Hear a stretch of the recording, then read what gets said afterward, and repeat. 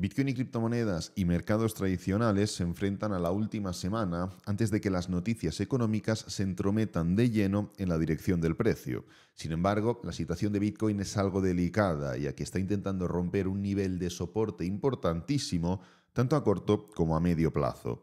En el vídeo de hoy repasaré las noticias de los próximos 14 días para contextualizar un poco la situación, analizaré la última hora de Bitcoin y comentaré en qué nos tenemos que fijar de cara a los próximos días. Bueno, en cuanto a noticias de última hora, no es que esta semana no haya noticias importantes, todo lo contrario, prácticamente todas las semanas hay noticias importantes. El tema es que la semana que viene las noticias que vamos a conocer son las que ahora mismo están direccionando un poco la situación económica, los riesgos de recesión, el aterrizaje suave y lo que podemos esperar de cara a los próximos meses y al próximo ciclo, tanto alcista como bajista, ya que esos datos son un poco los que tienen a los economistas un poco en duda respecto a lo que podemos esperar de la situación económica. Entonces, esta semana, pues bueno, hoy vamos a tener una comparecencia de Christine Lagarde, algo que tendremos durante los próximos días. Mañana no, miércoles vamos a poder conocer PMIs en Estados Unidos, tanto manufacturero como de servicios.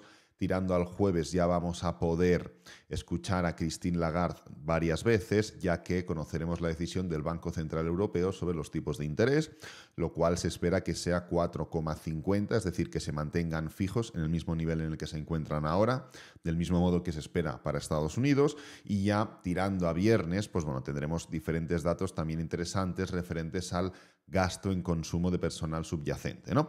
Pero claro, esto es lo que vamos a conocer esta semana y únicamente los datos referentes a la importancia máxima de 3 estrellas, dependiendo del calendario económico, se representará de un modo diferente. El tema es que, y sin intención de definir exactamente las noticias, porque todo esto, tanto lo de esta semana como lo de la semana siguiente, lo vamos a ir viendo día a día, el tema es que esta semana va a ser tranquila, o mejor dicho, tranquila entre comillas, en comparación a la semana siguiente, ya que evidentemente tenemos noticias importantes cada día, pero el miércoles vamos a conocer los tipos de interés en Estados Unidos, lo cual aquí en este calendario económico aún no viene descontado, pero se espera que se mantengan planos, sin ni subidas ni bajadas.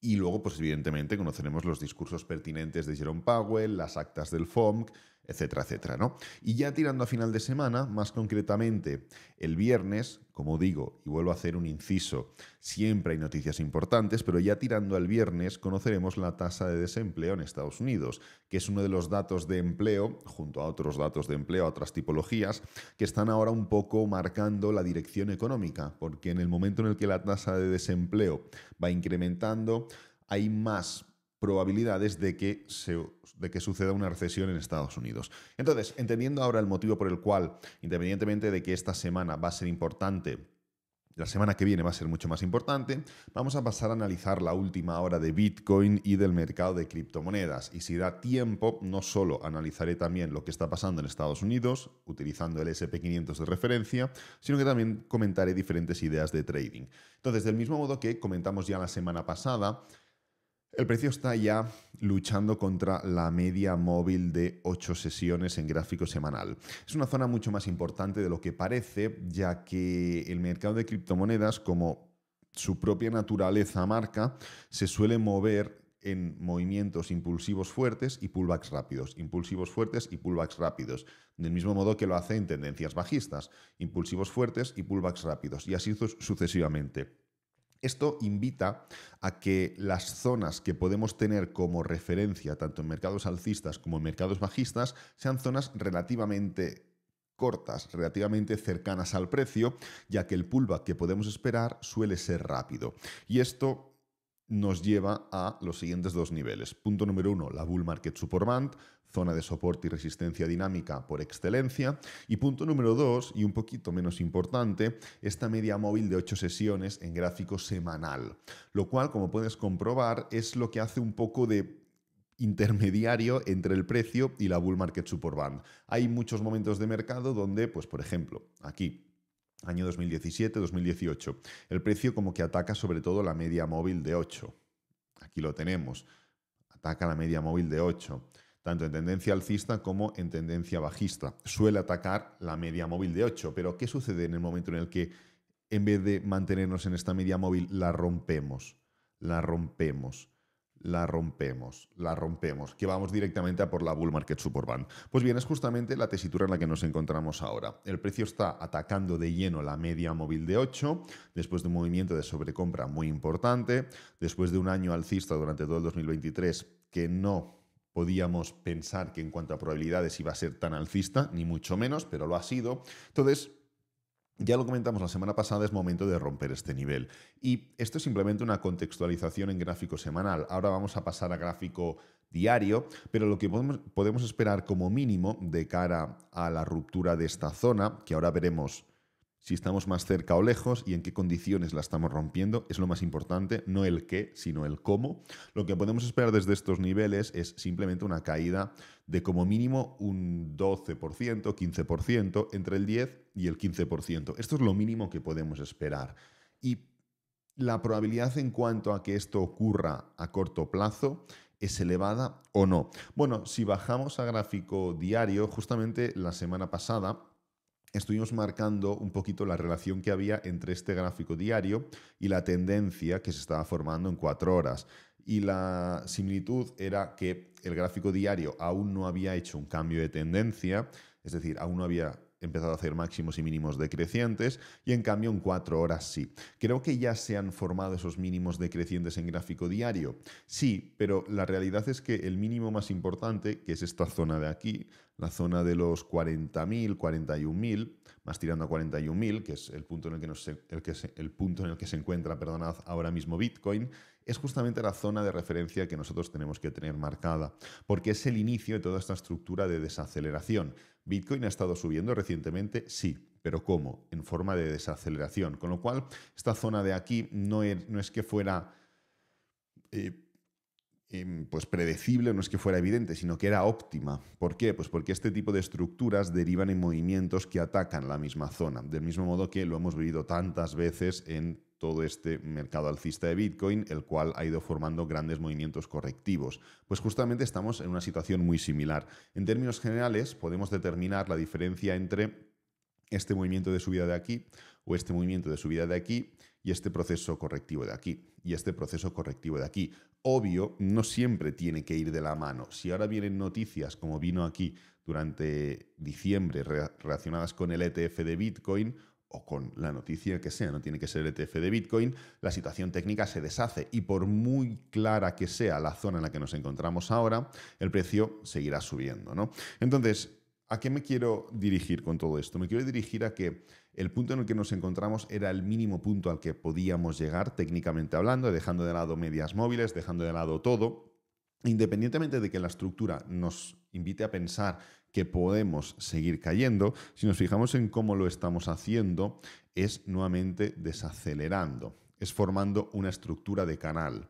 Y claro, sería un poco deshonesto hablar, como hemos hablado tantas veces aquí, oye, se está formando un canal, vamos a corregir, bien. Oye, se está formando un canal, vamos a corregir, bien. Aquí también, oye, se está formando un canal, vamos a corregir. Bueno, al final no se corrige, pero da igual, tú tienes que entender la figura que se está formando e ir a favor de esa figura, porque a largo plazo vas a salir pues a ganar, ¿no? Ganando. Entonces, si nos fijamos en lo que está pasando ahora, e incluso cogemos esta parte de aquí, voy a replicar, fijaros, vamos a replicar, pues por ejemplo, este movimiento de aquí.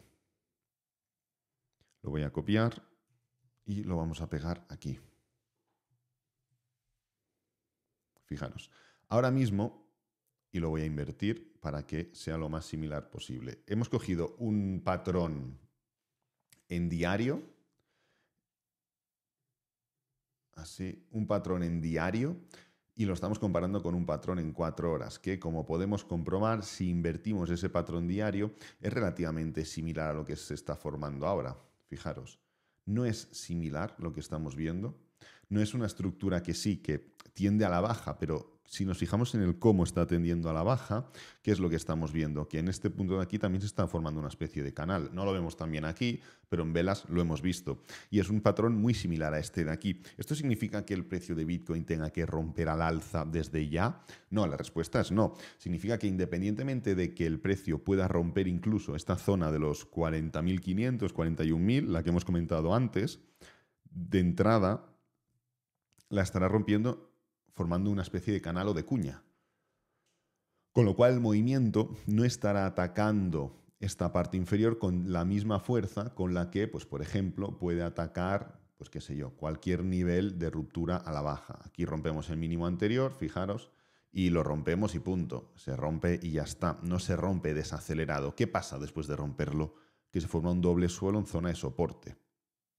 Con lo cual, justamente en este punto de aquí, en el momento en el que el precio está atacando el nivel de soporte, tú puedes entender que independientemente de cómo lo ataque, hasta que no, primero, lo rompa, segundo, cierre y tercero, confirme formando un mínimo decreciente, lo que está formando es una figura de doble suelo que puede atacar la parte superior.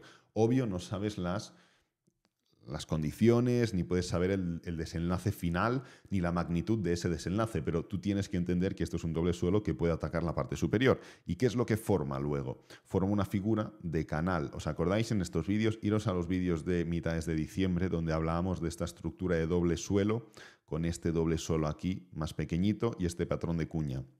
Ya hablábamos de este movimiento, simplemente porque entendíamos la naturaleza de lo que se estaba formando. Entonces, ¿ahora qué es lo que tenemos? Un doble suelo, otro doble suelo pequeño y con esta estructura de canal. Como digo, esto primero ni implica que el precio no pueda romper, ni tampoco implica que tengamos que atacar nuevamente los 45.000, porque esto es un patrón de reversión y atacaremos pues la parte inicial, etcétera, etcétera. Ni una cosa ni la otra, pero la probabilidad y la consecuencia de la figura técnica que estamos viendo nos invita a pensar eso. Evidentemente, el analista técnico no tiene que decir, vale, se está formando esto, va a pasar lo otro. No, no. Ahora mismo tenemos una estructura que nos invita a pensar hacia una dirección, que es la siguiente. El precio de Bitcoin durante los próximos días puede atacar sin problema los 43.200, porque es el inicio de este canal. Esto lo puede hacer durante los próximos días. ¿Por qué? Pues por la estructura técnica, el soporte, la cuña, qué target esperamos en este tipo de patrones y demás. Pero, ¿cuáles son las condiciones que tenemos que poner encima de la mesa? Hombre, pues son tan sencillas como, vale, desde el punto en el que nos encontramos ahora, podemos caer, pues desde este mismo nivel exactamente, un 3% más, que no habrá pasado nada, no habrá cambiado nada. Pero, en el momento en el que el precio rompa esta parte inferior del canal, y no solo la rompa, sino que cierre y luego la siguiente vela confirme, esta estructura queda fuera, queda anulada. Es decir, tenemos que entender cuál es la mayor probabilidad ahora, pero tener un plan por si no sucede esa probabilidad.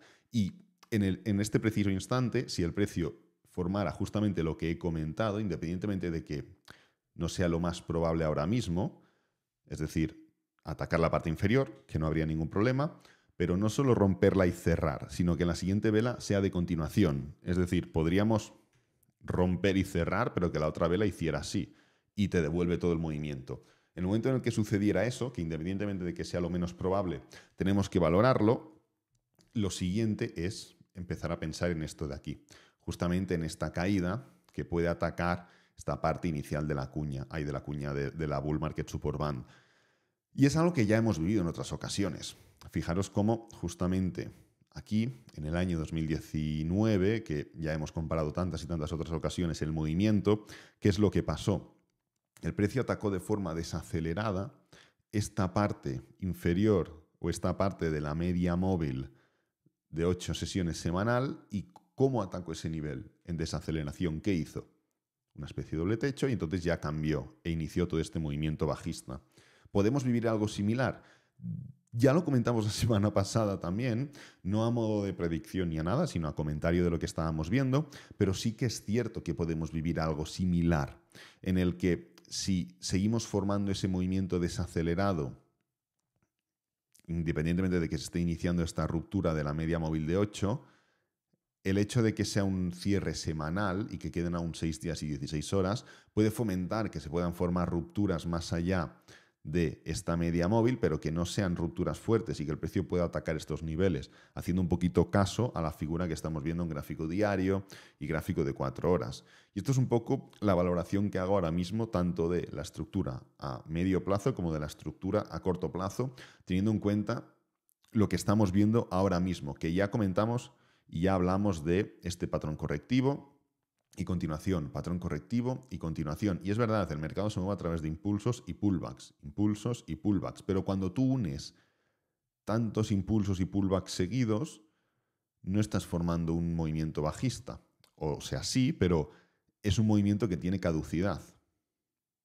Veréis la diferencia, supongo, entre... Vamos a mirarlo aquí. Fijaros la diferencia entre este movimiento semanal, impulso y pullback, impulso y pullback, impulso y pullback, impulso y pullback, y así sucesivamente. No hay ningún tipo de duda ni de anomalía en la estructura contra este movimiento de aquí en gráfico diario. Vamos a ver si carga. La diferencia es clarísima. ¿Aquí se están formando impulsos y pullbacks también? Sí, pero el hecho de que cada vez los impulsos y pullbacks sean más cercanos implica que es un cambio de estructura y es un patrón de cuña. ¿Se podía predecir que el precio atacaría los 30.000? No, no puedes tampoco de un modo certero indicar la magnitud de lo que se está formando.